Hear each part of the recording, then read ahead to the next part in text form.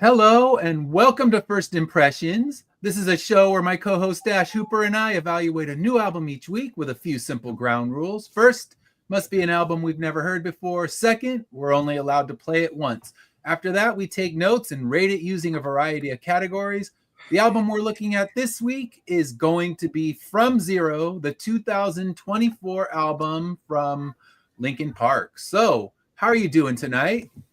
I am doing excellent. It's a little different night for us. Yeah, We got for those who are used to seeing us Wednesday night, I have plans. I had to change our night, but we wanted to still do the show live instead of a pre-record. That way we can interact with you and you can tell us again, always, as we say, if we're right, if we're wrong. Last week, hopefully you listened to that album. Hopefully people went out and listened to it. But this week we're looking at Linkin Park. So it's a much bigger album. Last week we looked at Sharon Jones and the Dap Kings, and they're a lot smaller band. So this one, I'm sure a lot of people already know this band and they have their opinions.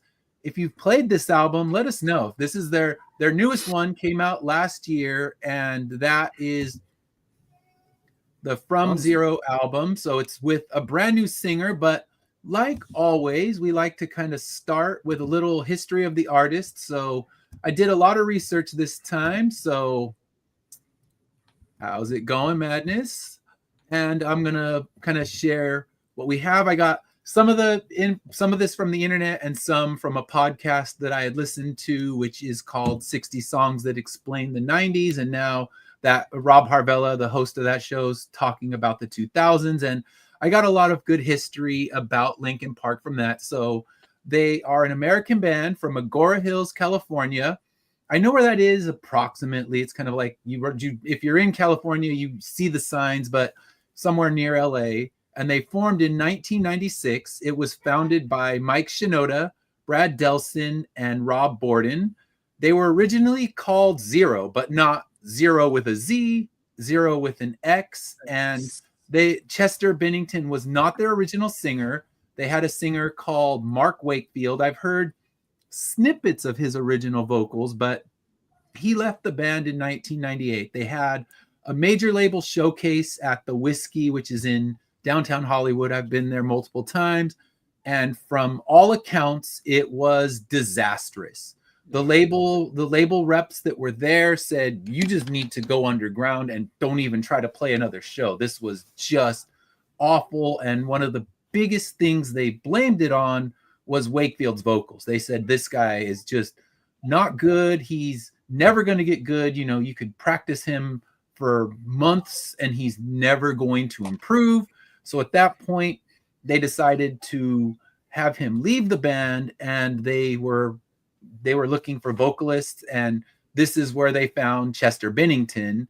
They found him in 1999. He was in another band as well. He's from Phoenix, Arizona. He was in this band.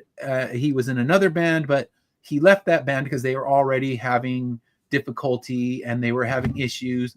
So he left the band, and they now formed Linkin Park, and they recorded their first album, Hybrid Theory, in 2000, which blended nu metal, rap rock, and electronic elements, and it was gigantic. So multi-platinum, and had multiple hits. It also earned them a Grammy Award for Best Hard Rock Performance, so it blew them up. They went from zero to, a million just overnight with this album. And over the years, they evolved their sound. They incorporated alternative rock, electronic music, pop influences, and released, as that particular incarnation of the band with Chester, they released 7 albums. I can honestly say I have not heard all those albums. I don't think I've listened. Honestly, besides this one, this might be the only one I've played in its entirety. I knew the singles, because they had a string of gigantic singles, so I knew those, but I can't even say if I've listened to any of their albums besides this one in their entirety. So for those who don't know, in 2017, Chester Bennington passed away, and at that point, the band went into an indefinite hiatus. They said, okay, we don't know what we're going to do. They never said that they were done. They just said, we need to rethink this. So 7 years later, in 2024, they announced a new singer, Emily Armstrong, and a new album, From Zero. And that's, of course, what we're going to look at tonight. So kind of there's the brief history of the band with what I researched, what I found. So Thanks, Pops. yeah, if you want to book for Madness Comedy Network, you can contact Pops. He'll get you in. So that's the history of the artist. And now for this particular album, this one was released last year in 2024, and it was their 8th studio album. And the From Zero title works on 2 levels. The first level is, of course, they're starting all over again, even though they're a well-established, at one point, huge rock band selling, 6 million copies of the album, and they were selling in huge numbers. They're brand new. It's like a brand new band, even though they carry that name.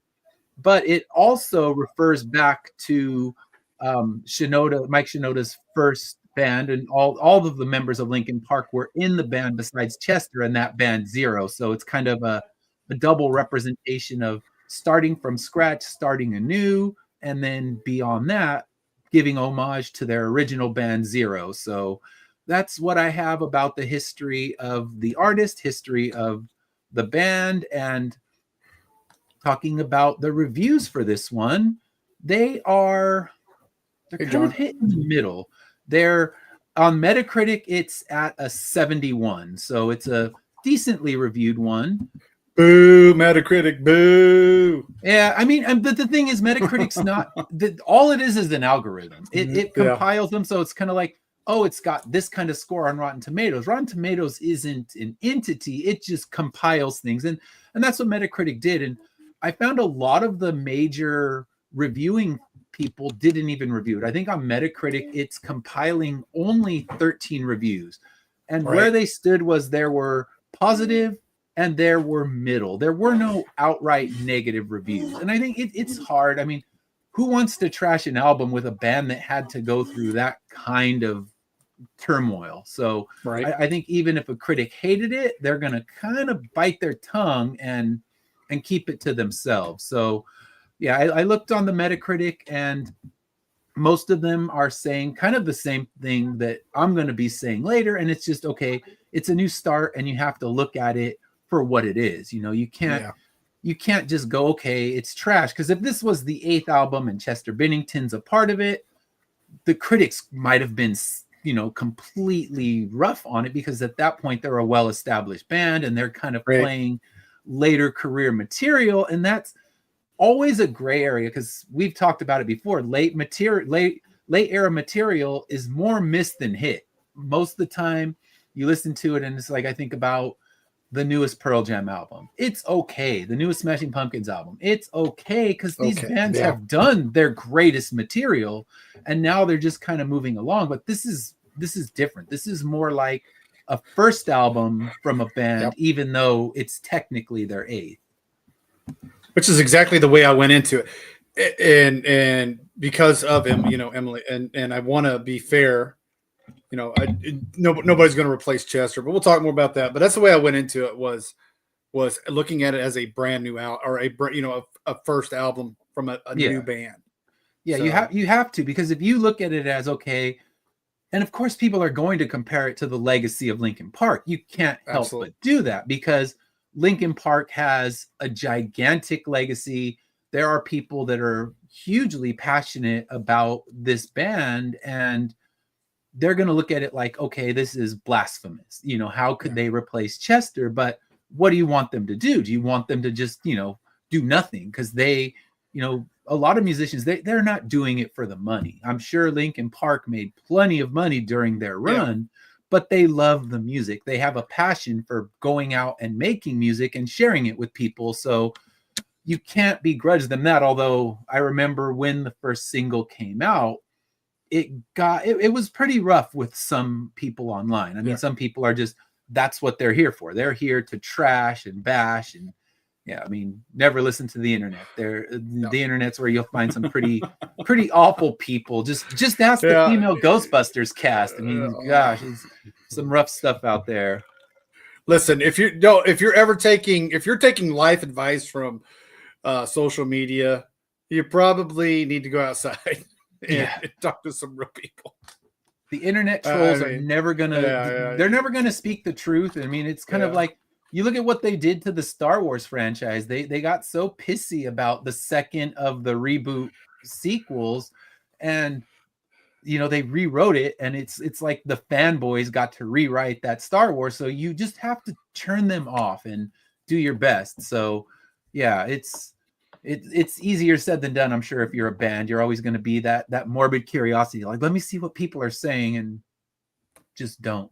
That's my advice. Absolutely. So now I guess we can talk about what's our history with this band.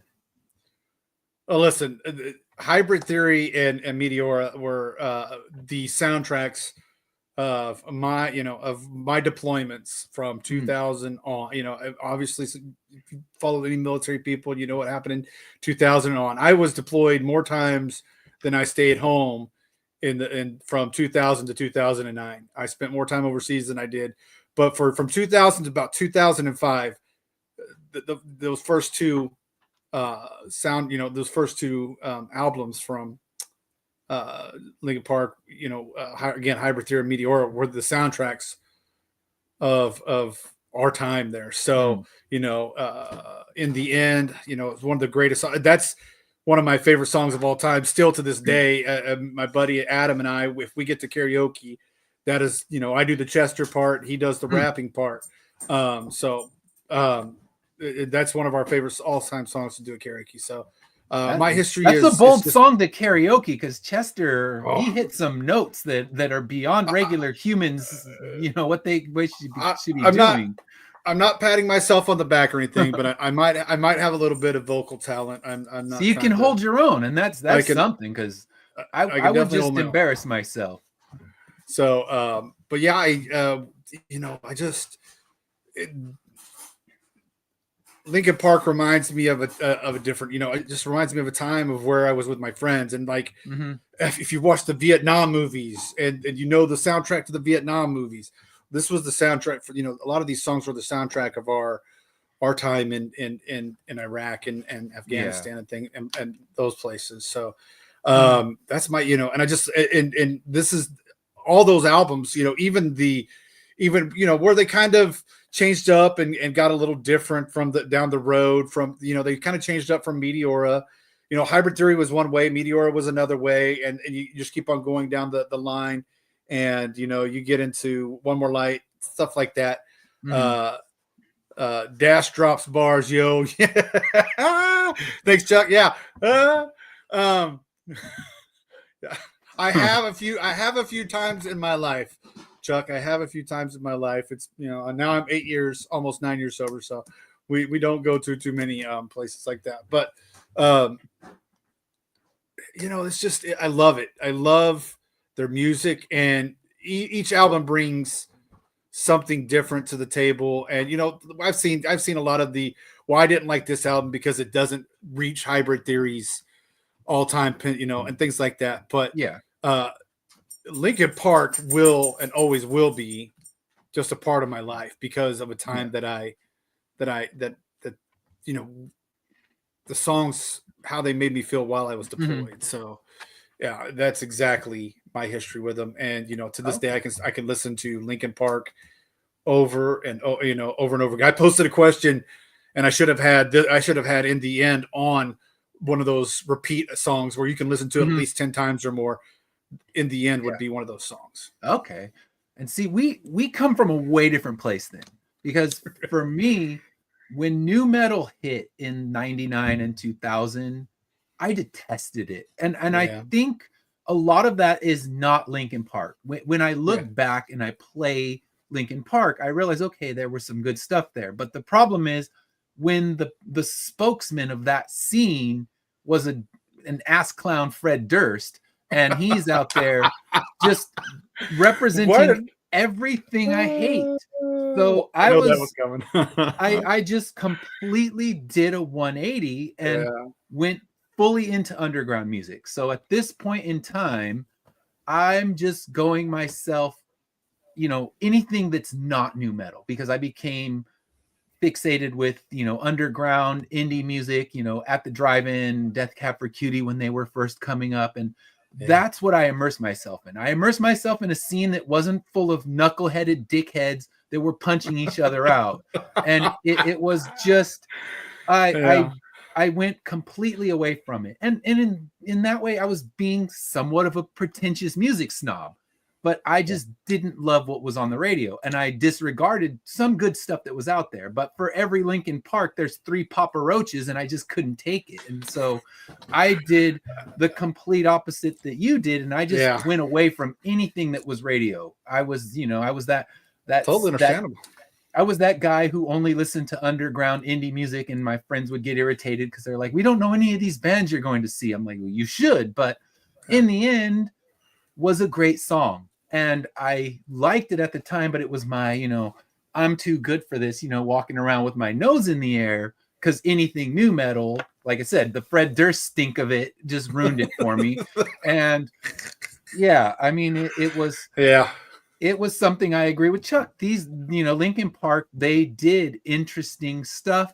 Yeah. So Deftones, definitely. Yeah. Deftones. I liked the Deftones. They were a band. I was listening to Tool. I was listening to Rage. Fred Durst. Fred Durst was just terrible.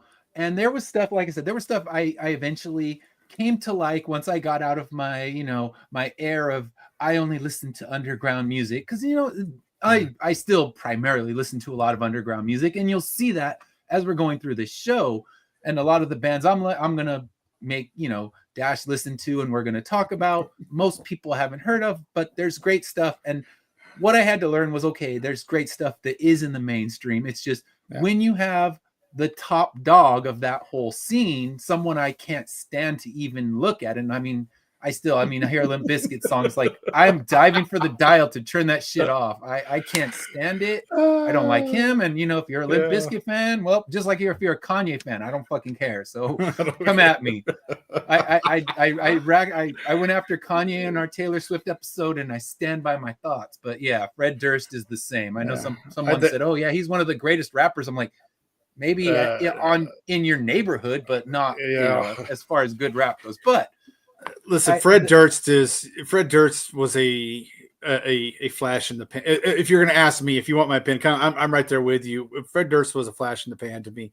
Yeah. And that's the difference, because here we are, we're getting ready to talk about Linkin Park that's been around.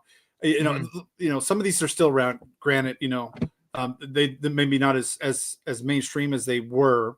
Yeah. Rage is still, I think Rage is still around. Correct me if I'm wrong, Chuck. Rage is still around. Rage is not. They were supposed to be, but Rage and Zach De La Rocha cannot get on the same page. Okay. They started a tour and it didn't get completed because he got injured. And then they said, "Oh, when you're healthy, are you going to start the tour again?" He's like, "No, I'm not." So I wish they were. They're one of the most dynamic live bands you'll ever see. And it's funny because Chuck mentioned Slipknot, and I just took my oldest to see Slipknot for a birthday present last year. Nice. And it was fun. There's a lot of bands, like I said, I was in such a different headspace that I disregarded a lot of what was really good that was going out then. A Rage kind of came before the new metal bubble came. And like I said, it just, I think about, like you got, like I said, the Papa Roaches out there that are just kind of rehashing the rehash. And it's the theory I talked about on my last show when we were doing our Saturday morning show, and we were talking about the multiplicity. If you've ever seen the movie, Michael Keaton keeps cloning himself, and when he clones himself, a direct clone is good, but the clone of the clone is a complete bumbling idiot. And I think the clone of Rage Against the Machine would be Linkin Park, and then your clone of a clone, there's your, friggin' Fred Durst, and there's Papa Roach, and there's all these other, Crazy Town, and all this god awful bullshit that was going on that makes me realize why I didn't want to listen to that music. But then you come back to Linkin Park, you come back to Slipknot, the Deftones especially. They're great, but I just, like I said, my head was in the the air of superiority cloud, and I fully admit it. And I'm sure I'm sure people didn't want to talk to me about music because I was just going to school them. But you know, like, all right, shut up, music snob. We don't want to hear your damn mouth. I will say this. I know Papa Roach is coming back. I think they're getting ready to drop a new, and it looks like their image is changed a little bit. So that does have me a little bit curious to revisit what they're going to sound like. I don't know if they'll go back to their old sound, but yeah, I am curious. It looks like they've just like we were talking about the Black Crowes not too long ago, and how they're still the same, but their image has changed a little bit, but their sound is still the same, and I appreciate that. But you always be my butterfly. But I'm kind of curious to see what I'm right there with you, Chuck, on Fred. Yeah, but Wes, yeah, there were some really good guys in the band. Fred, I don't know how Fred became the front man. I think the whole Woodstock 99 thing was the real bubble burster of that whole new metal scene. And Fred Durst was the poster boy who's out there, telling him to do all this stuff. But the Chili Peppers were just as bad when it came down to it. But Fred Durst became the one who was doing, and Papa Roach never left, but they've calmed down a lot. Okay, I don't know. I actually met the guys from Papa Roach. I did recording work for them. So nice guys. I mean, nice guys. I'm just not a fan of their music. But like I said, I was in a different headspace, and now I can kind of come back to a lot of that, especially because my kids are more into it, and I'm walking in with a more open mind, and I'm not being that friggin' snooty dick who just tells you anything that's released on a major label is garbage. And listen, I admit I'm gonna call myself out, and I'm okay with that. If you can listen to Gordon, if you can listen to Gordon, you can listen to Papa Roach now. Hey, see, that's all right, because you're here to bring me back in, and it's like, okay, I got this, I can handle it. And that's awesome. I know nice. Chuck was talking about with Run the Jewels, and that just kills me because I had floor seats for Rage Against the Machine, and Run the Jewels was going to open for them, and it was going to be amazing, and then they just canceled it. So it's like, I was ready for that. I bought them during COVID when everything was still cheap, and but Chester being one of the biggest frontmen, it makes it hard for him to be replaced. But now they have replaced him, so I guess it comes down to, where do you stand with Emily Armstrong? Because she's got a great voice, but it's a different kind of voice. So I guess voice. And that's the thing. They could have tried to do like Journey did, and like, here we go. We're going to find the karaoke perfect equivalent of Chester, and just gone out and tried it that way. And I think what they did was a better idea, honestly. That's what a lot of people you talked about it when that first single dropped, and people were mad. I think they really wanted the karaoke version of Chester, and I totally understand that. And I was open and I was available to take that slot, but some things got in the way. Yeah, but, so you were ready. They didn't know you already had the pipe. I was ready. So, but Emily, listen, and this is when we get ready to go into our reviews and everything. You've got to look at Emily and this as a different band. Mm-hmm. Emily's voice is powerful. Chester's wife signed off. If you needed somebody to sign, and Chester's wife is the one who signed off on her. Yeah, and she loved everything about it, which I appreciate on that as well. Because sometimes, sometimes it's hard for them to do that, and I get it. So, but Emily, I mean, I didn't. This is new to me. This is new, plain and simple. This is not Chester Linkin Park. This is Emily Linkin Park. Yeah, and it has to be looked at like that. And it has to be. It has to be. So, I think we can kind of hit into our overall thoughts, and I think we'll differ on this, but that's okay. Yeah. I'm not going to be a music snob guy. I'm going to break the cycle. I don't want to be pelted by people when I walk through town. So, of the Edmund Fitzgerald. Oh, very nice, very nice. Cool. So yes, I will. I would say I'll give them another chance. Like I said, they're super nice guys. I did recording work for them.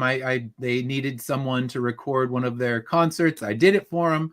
I was for hire for a lot of these new metal bands, and I think some of them meeting the people made me dislike them too. So yeah, a lot comes from that. But yes, I have to. If Chuck's telling me I got to give Papa Roach another chance, I will. And then Dash can torture me like, all right, next album, new Papa Roach, let's go. Yeah, that will definitely be what we probably will do. Not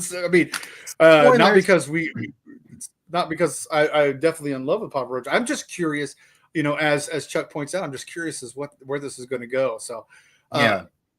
Overall thoughts. Listen, ladies and gentlemen, it sometimes, and I just said it a few minutes ago, sometimes it stinks that you lose one of the greatest, at least to me. This is my opinion. This doesn't have to necessarily be all y'all's opinion. But for me, Chester Bennington was one of the greatest voices out there. He could sing. He had pipes. He was fantastic. And for us to lose him and for him to pass away was definitely devastating to Linkin Park. So I had to go in, and I did everything in the best of my power to go into this brand new, because no matter what, you're always going to carry some biases. But I did. I think I did very well going into this with a very open mind and knowing that this is a brand new album, a brand new group, and that's the way I looked at it. And I felt. Now I won't say I was like wowed like Hybrid Theory, but I was not disappointed. Yeah. I was not disappointed. Are there, could there some things to be different? Absolutely, some things could be different. But this is a different sound. You talked about. I think they kind of went popish a little bit. I don't want to say popish, but more mainstream than they did with their. Yeah, I mean, I got my notes. We'll hear them soon. But yeah, I wanted to kind of say things without, like I said, without the blinders I wore through the 2000s when it was, underground was the only thing that mattered. So for me, my overall thoughts was just, I'm happy, very happy that the band is back and recording music and touring after a devastating loss like they had. So it couldn't have been easy for them to decide to reform, because they knew no matter what they did, they get karaoke version or they get something very different, there's going to be backlash, and it's inevitable. And then they pick a female lead singer, and you're just asking the cretins that might be following you. And hopefully they don't have many of the cretins, because they were always, even when I was, not giving much mind to this, they were more of the enlightened side of that whole scene and didn't seem to be followed by a bunch of mindless, break stuff idiots like Fred Durst, would inspire. I guess this is now my hate letter to Fred Durst, this whole episode. So I apologize. So you got to put a subtitle later when you drop. You got to go add a subtitle. First, apologies to Fred Durst, but yeah, talentless ass clown. I love it. I love it. So, all right, we might get some more followers. I digress. Yes, if you hate Fred Durst, join us. If you love Fred Durst, well, tell me I'm wrong. I will disagree with you again. But yeah, if you love Fred Durst and Kanye West, we're not in this. We don't run in the same crowds. I'm going to have to apologize. But all right, so back to saying, so they got a female lead singer, which is going to make it even harder. And they were going to hate the album without hearing the first note from it. So I'm really happy that they did it. And I feel like this album doesn't quite hit the mark of what they want, because it's a new album. It's a first album. And looking at it as a first album instead of an eighth, I think that it's got potential for greatness with this combo. I think they just haven't hit their marks yet, but I think that this can happen. I think Emily's singing is so strong, and she's got, she can belt the hell out of some notes. And I think Mike's rapping needs to get stronger again, because I think that's one of the things that was missing, was some of the songs he wasn't just kind of blowing through and flowing like he used to. Yeah. And they weren't, because the beauty with Chester and with Mike was they would just hit these intersections, and one would stop, the next would take off, and they were seamless and perfect. And they haven't quite got there yet. But listening to this, I think if this is a first album from some indie band that you're checking out at the club, you're like, damn, these guys can be good. And I think album 2 could end up becoming this version of Linkin Park's masterpiece. But this one, in my thought, is not quite that masterpiece yet. I'm not going to say it's bad, but it would be more in the, like looking at the reviews, mine would be sitting more in that 3-star range. Yeah. Not saying it's bad, but it hasn't really hit the mark yet. And I think the band also went 7 years without recording. And that's a lot of rust to shake off. So I think once the rust is off, they go out, they tour, and I think they can come back and start, blowing people away again. I agree. I for a studio album and their first real time, lightning strikes once, sometimes twice. Lightning struck for me with Hybrid Theory. I get it. That was just at the right time. Sometimes miracles happen, and that's Hybrid Theory. Yeah. Hybrid Theory is one of those albums that are rare for a first album for a band. And, so I wasn't, but I was trying not to expect that with this. And I think I feel like that gave it due justice, because I'm right there with you as far as it wasn't great, but it wasn't bad. There's way much more potential. And you're right. I think that's it, when they get enough time working with each other and that second album comes.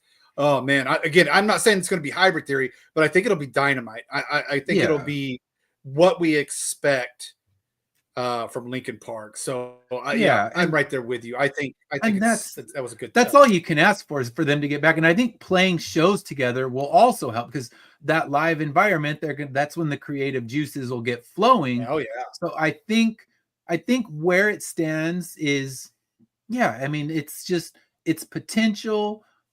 Like I said, 3-star for me. I wouldn't drop it into 5-star category, but it's rare that you get a first album that is, because you can call it what you want, but it's really first album. And the fact that they kept the name, they could have just redid the name. I mean, it's rare. The only time you can really grab a new lead singer and make a 5-star album, I think of like Back in Black by AC/DC. Like how they went from losing their singer to recording what's considered one of the greatest rock albums of all time. That can't be, that I can't think of another example where that happened that occurred. So that's rare. And to put something even functionally decent out is good, because there's plenty of bands from that era that have, they haven't put anything decent out. They're just kind of doing the victory laps on the albums they did in the 2000s, because they really don't have to. Like, hey, we're just going to play this album in its entirety, because people really don't want new stuff. So it's a risk overall, even just putting new stuff out. So, hats off to them for at least getting back in the ring. Absolutely. All right. So, best song. What was your favorite song, or one of your favorite songs on this? Because I have I have about 3 that I picked on that. I got 3 that are definitely. It starts with the emptiness machine. I love that first track. It gets you, because obviously, and it introduces you to Emily. Yeah. But you get to hear her immediately, and you're like, that is a really good song, because again, and I'm not trying to say she's Chester, ladies and gentlemen. If you guys you're out there listening, I'm not saying she's Chester. She's Emily, and that's who she will be. She does a really good job. She hits her notes like she's supposed to hit her notes, and she's there's they need some timing together, kind of like a quarterback and a receiver, but they're going to get there. But I felt like the timing was really good in this song. Just some things. I loved "Heavy Is the Crown," and then I loved "Stained." And if you want me to have a honorable mention, I just there's nothing awesome about it. I just love the title, and it's very rarely you'll just get a bunch of capital letters. But I thought it was a fun song. But if I were to my top 3, Emptiness Machine, probably Heavy Is the Crown, and then Stained. I thought those were really good songs, in my opinion. For me, Heavy Is the Crown was my favorite. Now, I hadn't even heard any of these singles before we started, but I think that one really, Mike Shinoda sounds like Mike Shinoda when he's rapping. He's flowing, he's moving, And that's the, the things that I was talking about, the intersections where one ends and one takes off. That's what I hear in that. And this song feels like the most worthy addition to the legacy of the band. I mean, this one, Absolutely. if Chester were singing it, you could throw it on one of their earlier albums and it wouldn't feel out of place. Right on, So right on. It's strong as any single they've put out, and it's with someone new, so that's even better. But yeah, that one was the first one. Like the opening song, yeah, I agree, it was good. And we talked, I mean, it's been constant talk on the show about openers. You've got to open strong, or the odds are you're going to lose me. I mean, now when we do it for the show, I have to listen to the whole album. But when I'm just, playing some new stuff when I'm going to go on a run or something like that, it's got to pass the test. And I give it one or two songs, and if it's not grabbing me yet, then I'm moving on to something else, because there's infinite good music out there that I need to listen to, and I'm not going to waste my time if you can't grab me right away. I mean, same thing with books. I mean, I'll never have the time to read all the great books that are out there, so you gotta grab me quick to keep me going with anything. So I think that this one did that. It was successful at grabbing you right away. And then I love Heavy as the Crown. I just thought, okay, this just feels right. It feels like a Linkin Park proper album. Absolutely. Even though it's always good. I mean, they could have changed the name, and I think people might have been happier if they changed the name, but then they wouldn't be selling out Dodger Stadium if they changed the name away from Linkin Park. So it's kind of, you got that double-edged sword. You want to go out and play the massive arenas, play the massive stadiums. You've got to keep the Linkin Park name. You can't just say, okay, we're reforming with a new name, and it's not gonna blow up the same way. So the second one I liked, I like Two-Face. I just thought that's the kind of riff I imagine everyone's just kind of jumping, and it's another one where I think the intersections were at their best. So yeah, those were the two, besides the opener as well. Those were the three that kind of grabbed me the most. Absolutely. All right, so absolutely.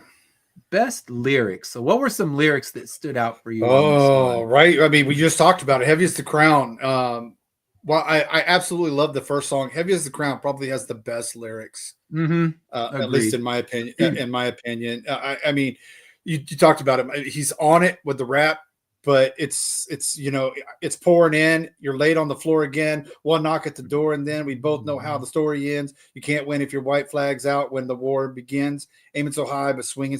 I mean,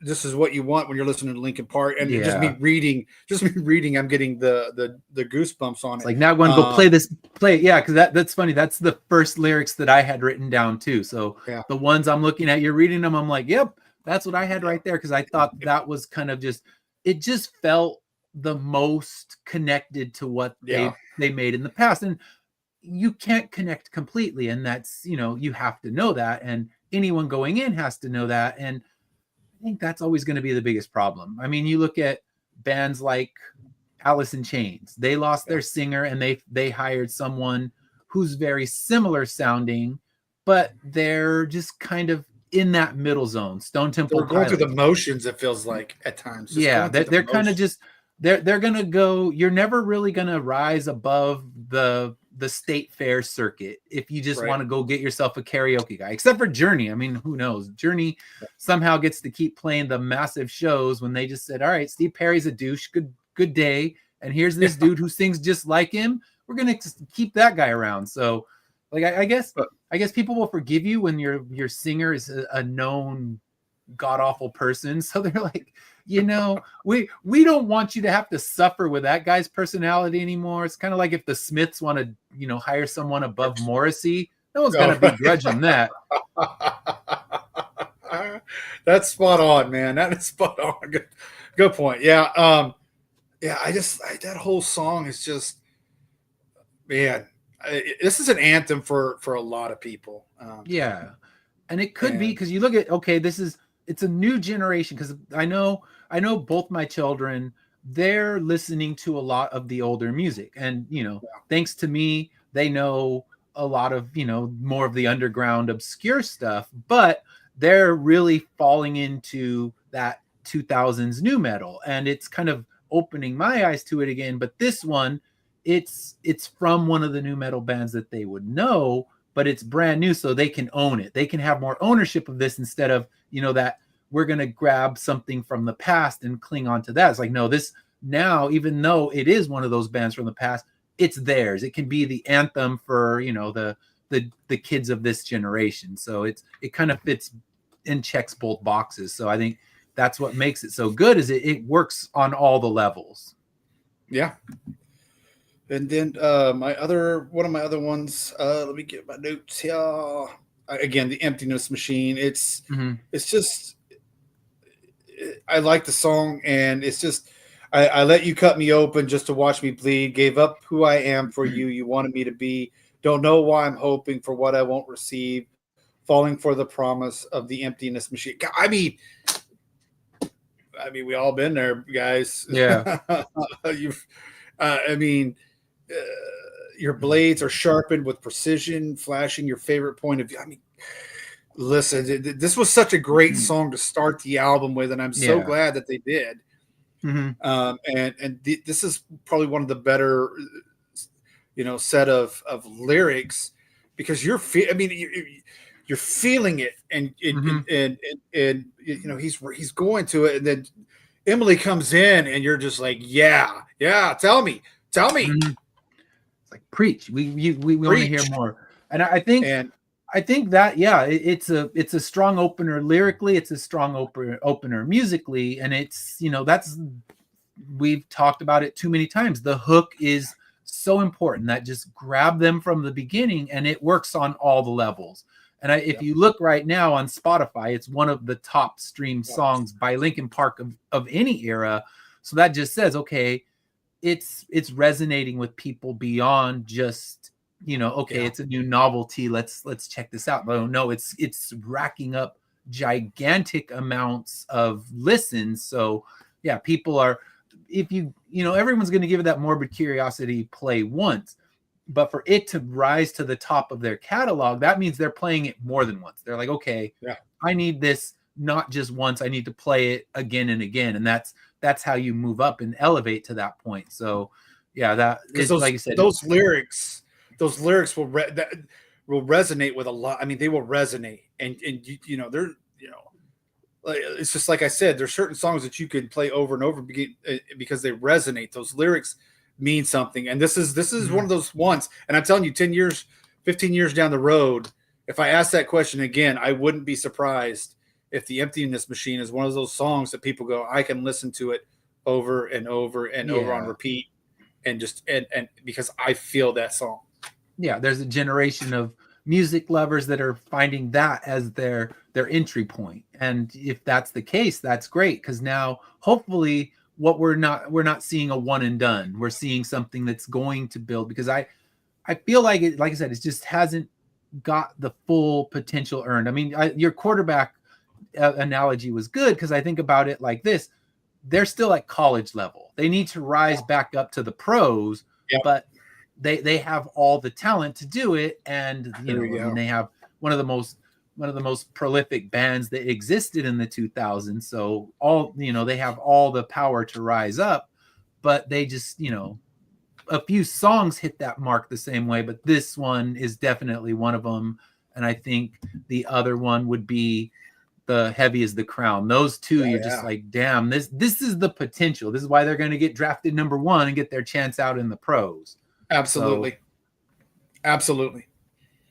Yeah, so I got, for some of my lyrics, I picked the one from I Give You Everything I Have, which is abbreviated on the album, but if you listen to it, it's that. So I give you everything I have. All you give me is your ugliness. You're not as honest as you act. Just a devil with a God complex. So I like that. Just, it's kind of like, all right. That's more poetic. So we've already said, like, okay, you can talk about loss, but the true poets make it stick a lot more. And this is one of the ones where it's like, all right, you suck. That's what I would say. But she's able to take it up to a new level with her lyrics. And then the last one where Good Things Go. So all I say, I hate you when I don't. Push you when you get too close. It's hard to laugh when I'm the joke. but I can't do this on my own. Only you could save me from my lack of self-control. So I liked that one as well. She's kind of deep introspective lyrics. So yeah, I think it works. I think honestly though, a lot of what didn't work for me on some of the songs that I found lighter was the lyrics didn't work. So the lyrics were either strong or kind of just, all right, that feels generic. I'm going to listen to this on any random, local rock station, and it's just not going to move you. So some of them hit more on that level. But again, like using your football analogy, they got to get out there and play a few more downs, and then they're going to become the Chiefs. I mean, I hope not. I'm tired of the Chiefs, but that's a different that's for a different podcast. Oh yeah, right. That's for me to definitely, yeah. Yes. You can talk about that next week, and I'll chime in and tell you how tired I am of that. But I don't think I'm alone. No. All right. So now the question is, did any of these ones inspire you to hit that skip button? The skip button is so hard. Obviously, we're listening to it on the LP, but the grab it and move it button, which is a pain in the damn ass. I could definitely get over Overflow. See how I did that? I could get over Overflow. I got that one too. So that was one of my skippers. Yeah, Overflow. Casualty.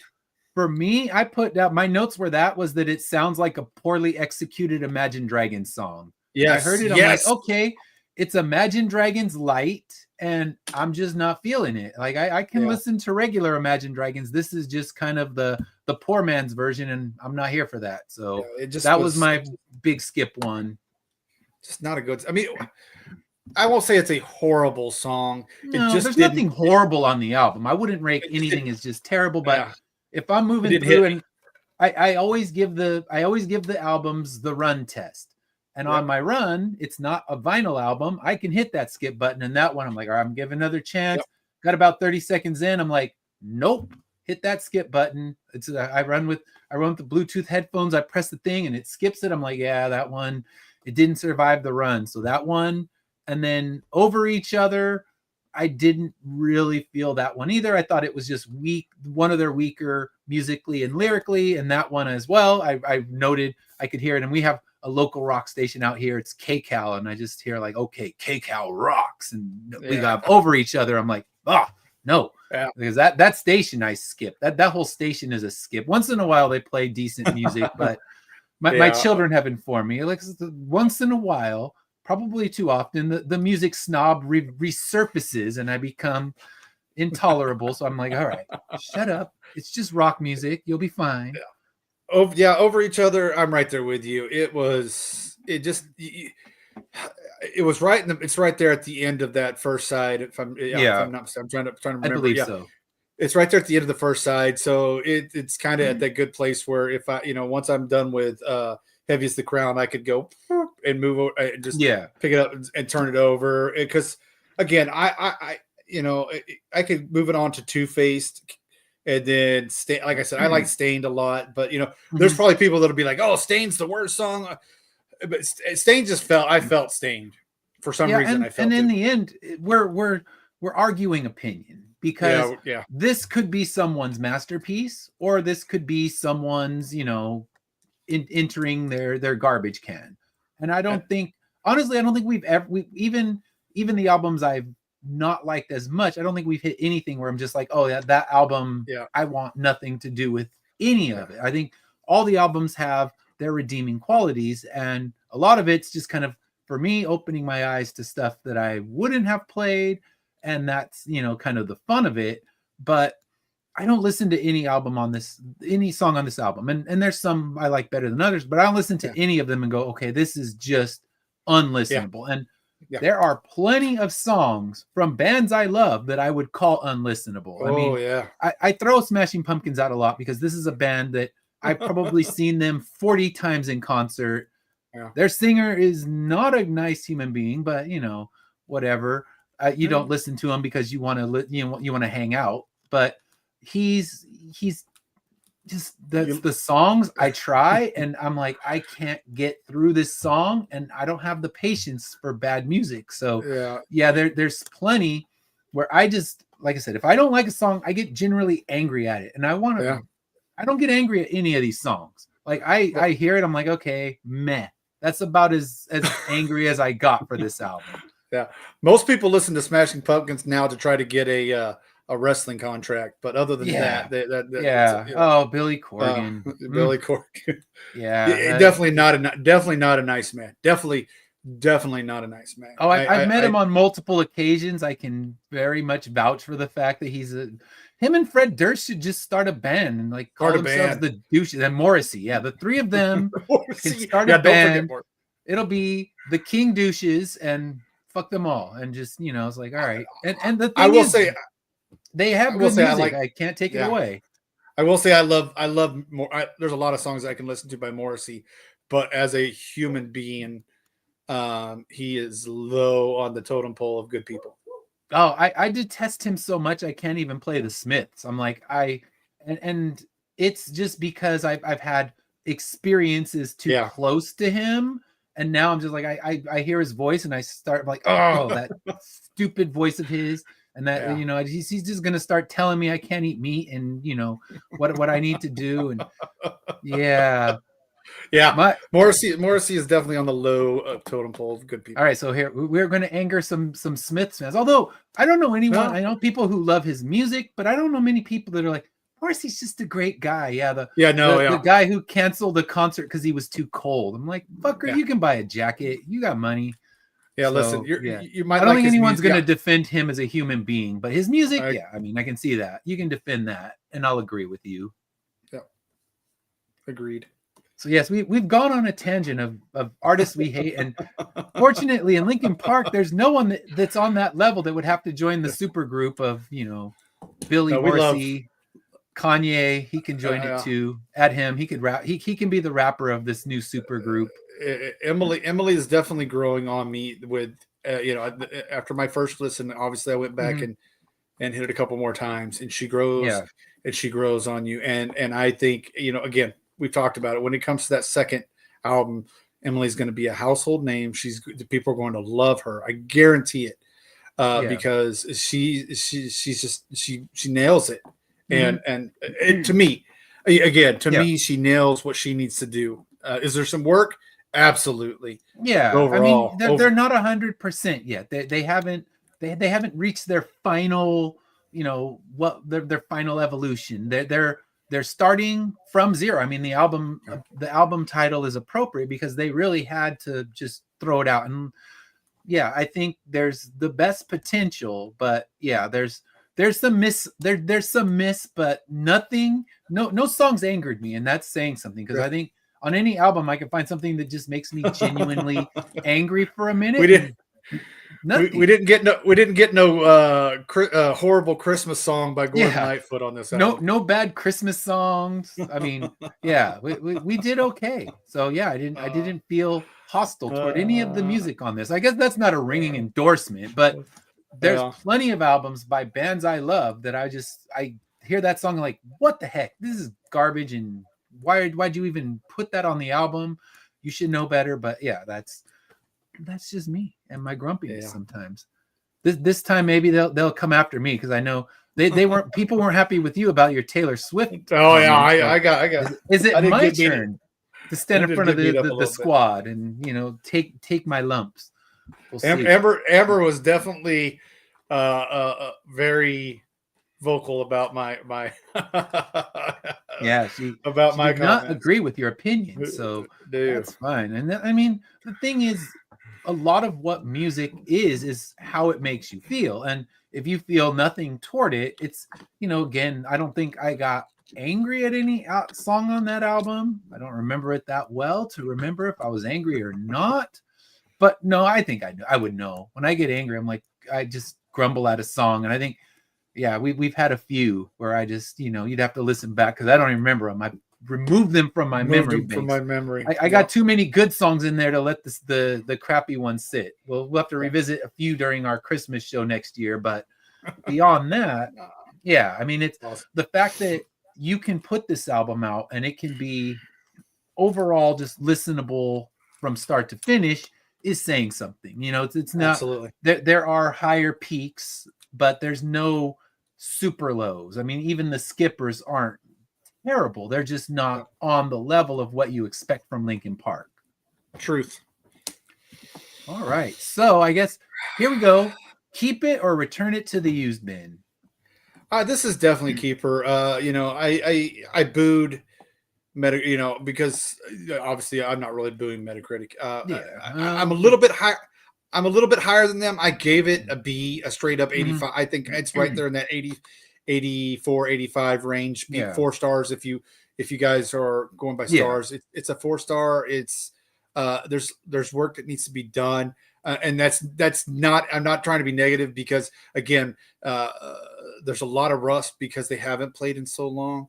But they're, I mean, it's just it's not like you have to bang the rust off. It's a little, I just gotta wipe it off, and we're, And she was in a different band as well. So she's having to record with all new musicians.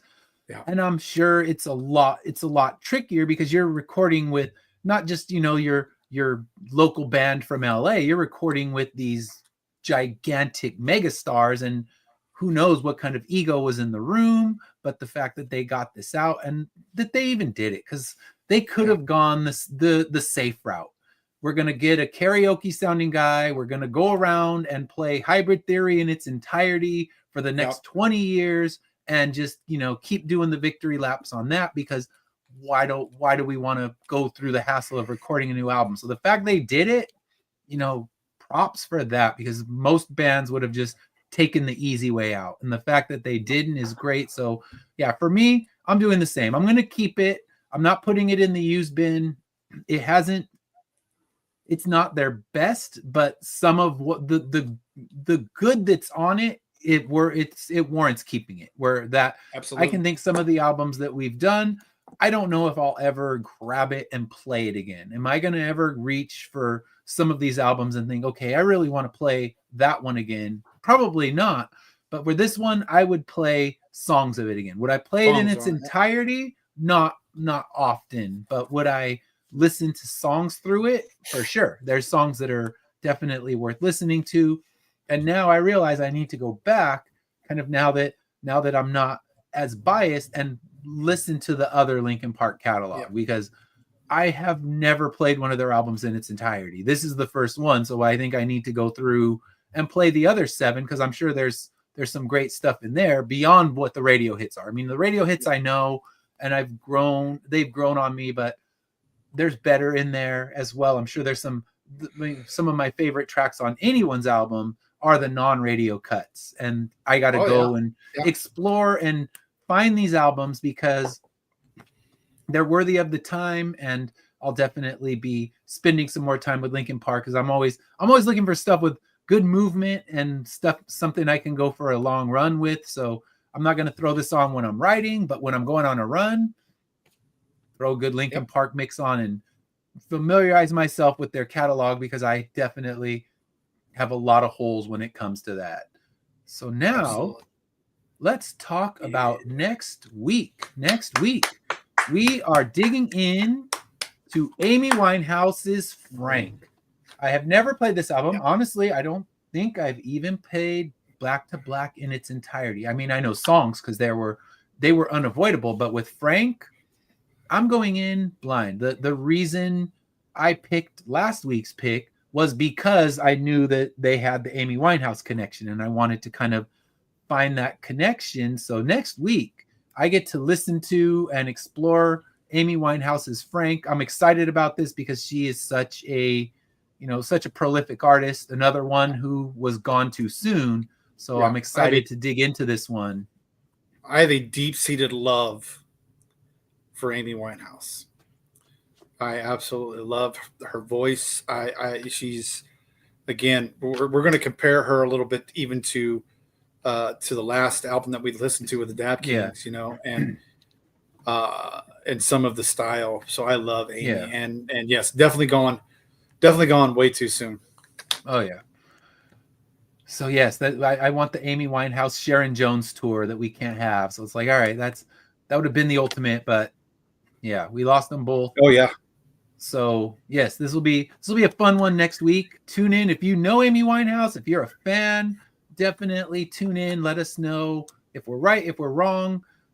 I have no idea where I'm going to fall because I know some of her Back to Black songs, but nothing on this one. So it's going to be fun to explore Amy Winehouse and listen to my first full Amy Winehouse album. So tune in next week at our regular time. Today we had to do a Monday show, but next week we'll be back Wednesday at 9 o'clock Eastern on our normal place, YouTube and Facebook. You can find us there.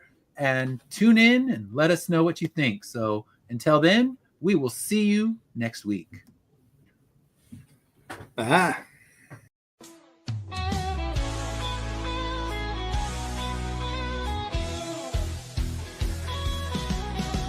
Click on the tube and feel the vibe. Every show you crave right here live. Heroes and villains clash in the night. Madness Comic Network sets it right. Scroll through the list, find what you need.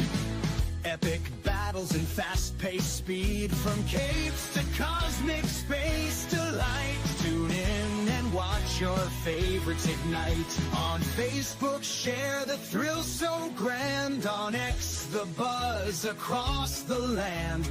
Madness Comic Network all around. In every episode, joy is found.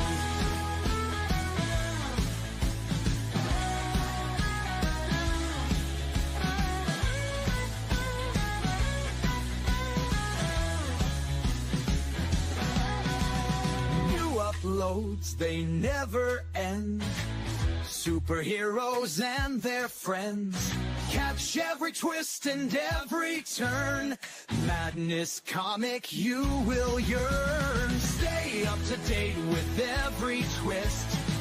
Madness Comic, don't miss a gist. From laughter to tears, every mood. Madness Comic sets the groove. Click that button and subscribe.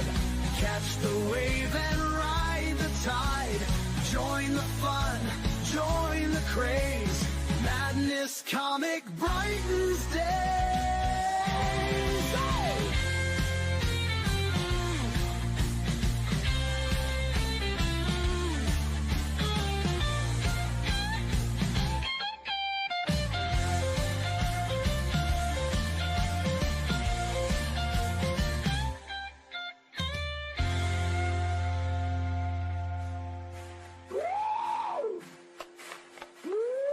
New uploads, they never end. Superheroes and their friends. Catch every twist and every turn. Madness Comic, you will yearn. Stay up to date with every twist. Madness Comic, don't miss a gist. From laughter to tears, every mood. Madness Comic sets the groove. Click that button and subscribe. Catch the wave and ride the tide. Join the fun.